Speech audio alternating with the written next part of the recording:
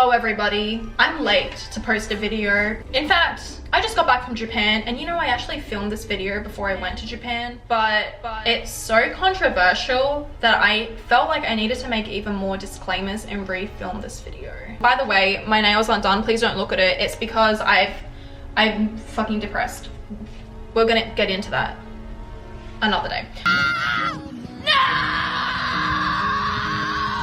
Not a single opinion of yours is even slightly controversial or unpopular and matches what most others say. You're not a free individual thinker and just a product of your dominant culture, mainstream media, and parroting what everyone says. Yeah, I'm gonna have disclaimers all throughout the video simply because I have to do that. I have to.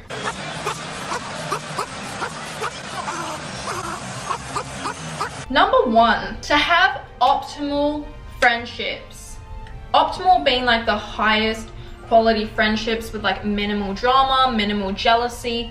Especially as you get older, you should be of a similar income level or being able to afford similar things. For example, I think once you reach like 150k, it is not so much different from like 300, 400k. Versus someone on like a 50k salary, it is a very different lifestyle to someone earning 6 figures. Why do I say this? First of all, you guys, go watch my story time on the other channel if you want to see what happened in Japan that led to me ending up dropping the girl I was with in Japan and solo traveling myself. This is like a really great example. So this opinion, it is very true as you get older because of the fact like some people, they get jealous of success. It is human nature. We can't really help it. I have friends of all different income levels. Like I really don't judge a person by that. But I will say like the optimal friendships are the ones who earn a similar amount. For example, Kathleen and I, when we go on holiday, we both know like what we want to spend our money on. It's always around the same amount. So if one person's earning way more, they may want to go to a really lovely hotel, super expensive, and then the other's like, well, I don't really want to spend on that, so it's ruining the vibe. Also go watch my storytime video, right? When you have people earning a similar amount, it's optimal.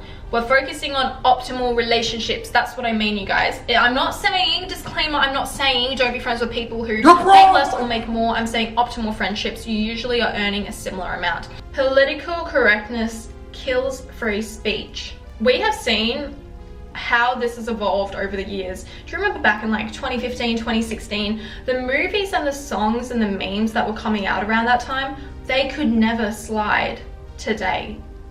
There's always going to be someone on, but you can't say that, because we're so worried about cancel culture. This can go into another point. Cancel culture is just not productive and it really shouldn't be a thing at all. In real life, if someone does something wrong, do you cancel them? No, you probably have a talk with them. Hey, I'm going to address what you did wrong. Now I'm going to let you reflect on that and see if you change your behavior. And if you don't, maybe I'll drop you or you'll suffer the consequences. Your work employer will drop you, etc. But cancel culture online, it's like, you're done. You said the N-word 15 years ago, cancelled, your whole career gone. It's so stupid. And you know what I actually think it is? This can lead into my next point.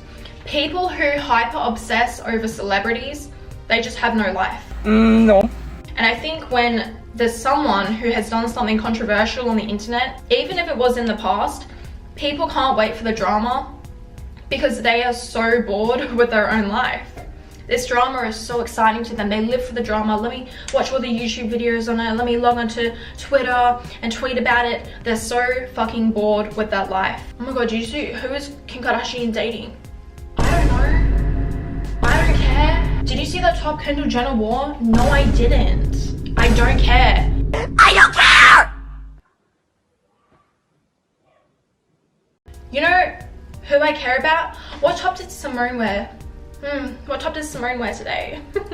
This is exactly what I've been waiting for. This is exactly, I don't mean to sound like Cat Williams, but this is exactly what I've been waiting for. It's like, get a life. It is a form of escapism to care more about other people's life than your own life. Now let's link it, okay? Political correctness limits free speech. People are too afraid to speak their mind now because, next point, they're afraid of cancel culture, which in general is just unproductive and it doesn't get us anywhere.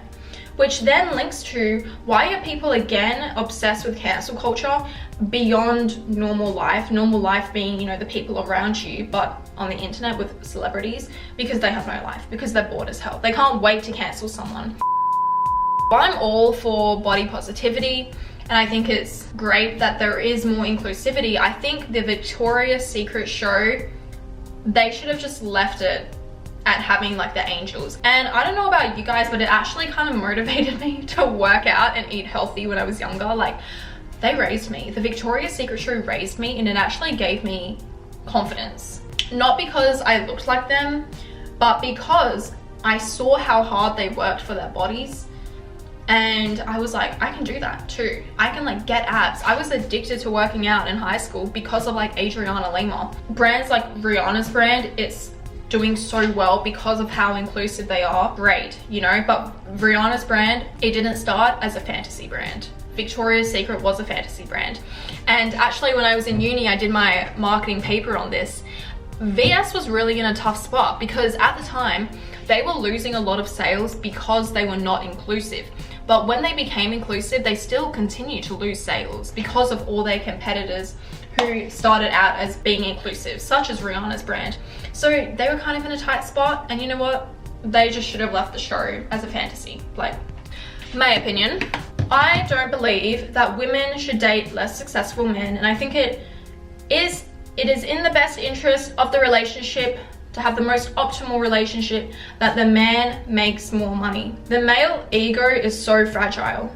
The only way I can see it working where a woman is more successful, and mind you, I have had female friendships where my friend is more successful and then her partner is less successful, but it works for them.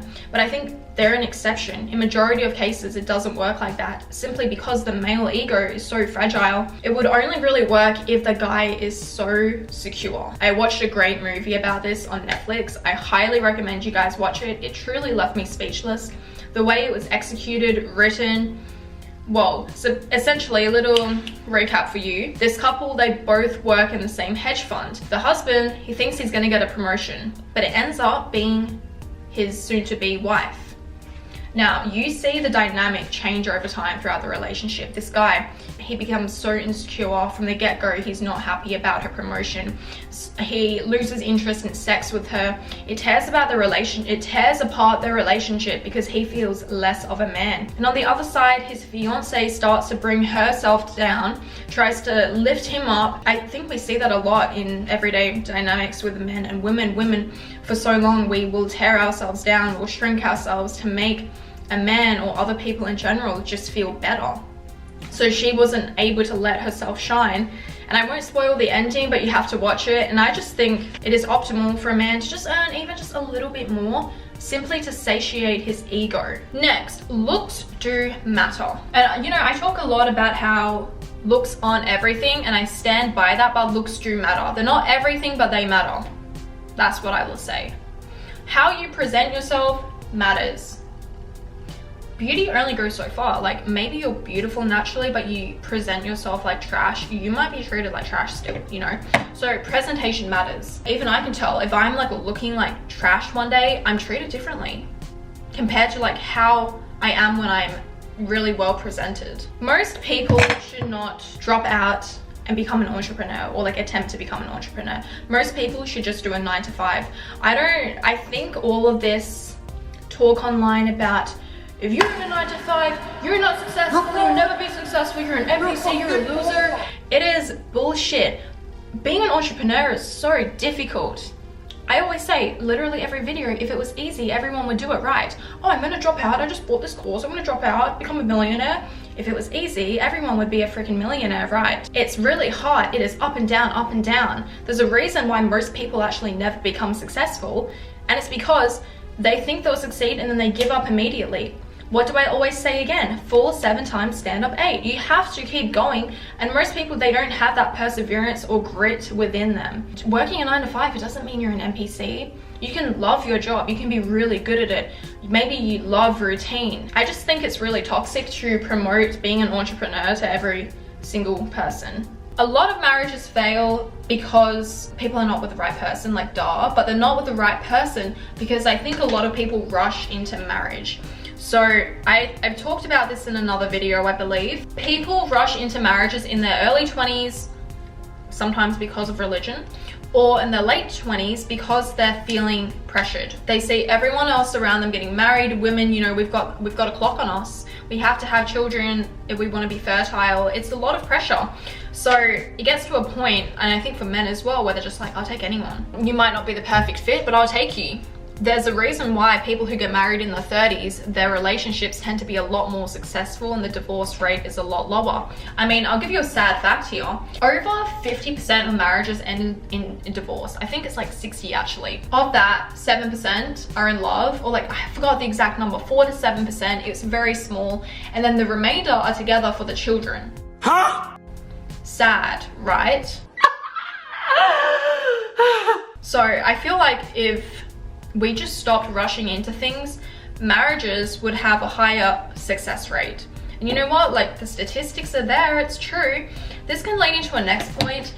Not everyone should be having children. Facts. Like some people are just simply not equipped to have children. Rather than bringing a child into a world that's already so cruel, neglecting them, like treating them terrible, like giving them all this trauma, don't bring them into such a cruel world. That's what I think. There should be like an actual parental test to see if someone is equipped to be a parent. Money can buy happiness. Money buys happiness up into a certain extent. So I think the baseline by like a Yale study was something like, once you make 120,000 USD, it's probably gone up because of inflation, but your baseline happiness doesn't change after that. Because you can afford all the necessities, you can go on holiday every now and then, you have a pretty good life. But, so I would say money only buys happiness when it can bring you out of the struggle. In that case, it does buy you happiness. And it buys you happiness knowing that you can help provide for your family, and that you can buy experiences which then make you happy. So I think to chase money will not bring you happiness, but to have money naturally as a byproduct of doing something that brings you happiness, that is the key. Young men are really lost. Yes, women were also lost, but men on a whole other level. They have a lot of pressure as well. So that's why when figures like Andrew Tate, Iman Gaji rose up, boom, follow them. You won't even believe how many of the guys I follow, the moment there's a new leader, they're all following them. Like, oh my God, Andrew Tate, like gospel, like his gospel, whatever he's saying, I'm gonna believe him. They can't think for themselves, a lot of these guys. It's funny because I talk about this with Alex, my business partner. He's older, he's someone I consider to be like a great mentor, someone who's stable, and that's his exact opinion on young men as well. He was saying young men are so lost, they just can't wait for another leader to come along. I think it is similar to women, and you see a lot of these self-help leaders, like myself included, but we're absolutely pedestaled to the point where you can't have any flaws. Like, I feel almost ashamed right now to be so depressed because of the pedestal I'm put on, but ultimately it just makes me more human and better at giving advice. But I'll tell you one thing, like one of the, if not like one of the top creators in the space, in the self-help space, my friend, who's also a YouTuber, she's friends with this girl, and she was saying how this girl, she truly has no friends at all. Like, her friends are rich housewives, and they like really bonded, but then the creator, she would never reach out. When she was in her city, she never heard from her, and this made her feel really upset. And I said, why do you think this is? She said it's because she thinks this girl has been so hurt in her life that she won't like let anyone in at all. And honestly, you can see it through this person's videos, and even myself, like I've been in that state where we're like, fuck everyone, we're not letting you in, right? But as I said, I've had this realization lately. Is that even like the right move, to be like, I'm not letting anyone in anymore? Or should we be more like my friend? She's like, I choose to see the best in people still, and to open my heart up. Because is it really such a good experience in life to not let anyone in? Or should we be brave? So anyways, I was just thinking about that, going, damn, like this girl, like she is so big and she has such a cult following, but like ultimately we're all like some level of fucked up. Anyway, this is just a realization I've had lately, and we'll talk about this in more videos, but this is my new thing, you guys. Open your heart. We're opening our hearts in 2024 to the right people. I think when we open our heart to the wrong people, that's detrimental, but I'm never gonna perpetuate like we can't have any friends, like be alone. It's important to be with the right people, and I've ended my data collection era. I will talk about that in another video, but yeah, we're opening our hearts, you guys. It is not a man that is our biggest hater usually, it's actually other women. And it comes from the patriarchy. Yeah. No! Friendships are also more optimal when everyone is of a similar attractiveness, because human nature, we can't avoid jealousy. And remember, optimal, we're not saying a friendship can't work, but it's more optimal, more likely to have less drama, harmonious balance if the people look the same, if they earn around the same amount as well, if they're just similar upbringing, similar values overall. Yeah, I think it is so rude when it is someone's birthday and someone doesn't say happy birthday. If it is on their story, it is my birthday, or someone's sharing birthday posts, you better say happy birthday. Sometimes I get so annoyed when it's someone's birthday because I don't want to talk to them. But if I see the story, I'm like, fuck, like I have to say happy birthday. I think it's polite. Your birthday is like the one day out of the year where people, they either feel super special, like everyone cares about me, or they feel super unspecial. And you know what? I just assume that it's the latter, because I know for me, each year on my birthday, I actually feel really alone. Even if there's people around me, I feel alone. So I will always wish someone a happy birthday. It just blows my mind how many people see it and they don't say anything. Like, who raised you? If you didn't know, sure, but if it's right in your face, reply, happy birthday, or just HBD. Thank you guys so much for watching this video. I hope you enjoyed my very controversial opinions. Let me know if you hate me or you love me.